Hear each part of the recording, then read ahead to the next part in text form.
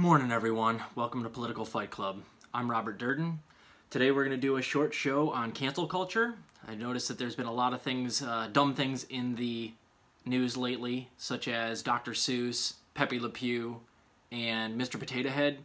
And apparently people are so off-put by some of the racist or sexist or misogynistic or what have you things in toys and books that came out a long time ago, and they're just going to cancel all of them across the board. And it doesn't seem like there's anything that we can do about it, so I am going to make a spirited defense of canceling the Bible on that same merit. And then at the end, we're going to have a brief discussion about reframing.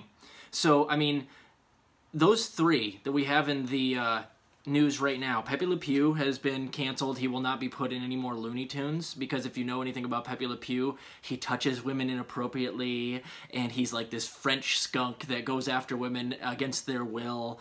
And then, of course, Mr. Potatohead, there's been this whole, like, gender issue where they don't want the Mr. in front of the potato head anymore because they want it to be more gender fluid, less misogynistic toy, I guess. This is so stupid. And then the Dr. Seuss thing is obviously ridiculous as well, because like 6 of the books portrayed Asian American or Asian people and black people in an unflattering light. Yeah, it's, of course that's a problem, but again, these books were written a long time ago, so put a disclaimer in there and just keep them available. I think it's your First Amendment right to write whatever you want, but if you write racist stuff, people have the they have the right to not read it or not buy it or ignore it. So, but I don't think they should be canceled. So, but since you guys are making the argument for canceling, let's cancel something that is actually bad on those exact same 3 things, right? Mr. Potatohead, that's a sexism issue, right? A little bit misogynistic, a little bit of a gender issue. You don't think there's misogyny and sexism throughout the Bible?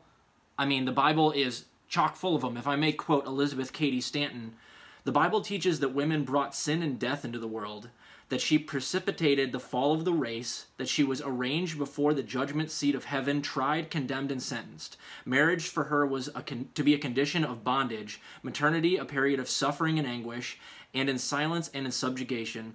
She was to play the role of a dependent on a man's bounty for all her material wants, and for all the information she might desire on the vital questions of the hour, she was commanded to ask her husband at home." End quote. That's exactly right. The Bible is one of the most sexist, misogynistic books ever. All religious books are. So if that's, a basis for canceling it, get rid of the Bible. Okay. Argument 2. The LePew thing, again, that goes back to misogyny and, unwanted touching. There's numerous times in the Bible where it's mentioned that a woman is to be subservient to the man, and that includes in, like, sexuality, that includes, child rearing, doing whatever a man says. That is ultra misogynistic. It is not equality, and that's chock through the Bible. So there's tons of reasons to get rid of the Bible if you're going to get rid of LePew and Mr. Potatohead. Now, let's move on to racism. That's what we're doing with Dr. Seuss, right? It's pretty racist, and I agree. Yeah, some of those books, again, they were written a long time ago, and they got some racist stuff in them. So do some early Disney movies. Put a disclaimer at the front. It's outdated. But the Bible is also outdated. There is a ton of racist stuff in there. They talk about slavery. They give you specifics on how hard to hit your slave depending on what they do, and how much of a beating you're allowed to give them depending on the situation. There's even worse stuff than that in there, like where they talk about slavery in a flattering light.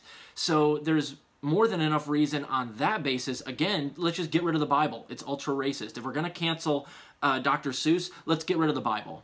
So that is my spirited defense on all of the cancel culture stuff that's in the news right now. If you're going to just cancel all this stuff, why can't we get rid of the Bible? Let's get rid of the Quran. Let's get rid of all those books that make everybody feel icky when they read them.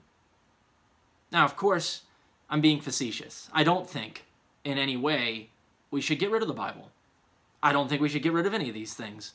I think at best we put a disclaimer on them. Things that come out in different time periods are always going to insult the people reading them or experiencing them in later time periods, because we always kind of get a little bit more moral as we evolve. So everything from the past is going to have some semblance of outdated morality or wrong morality, and of course racism wasn't okay back then. It's just that it happened to be there was a lot more racism back then, and it translated into the art that was coming out at the time. So let's be consistent. Either leave these things alone and let's stop talking about them and get back to things like, bailing out the American people during a pandemic and an economic depression, or let's get on getting rid of the Bible.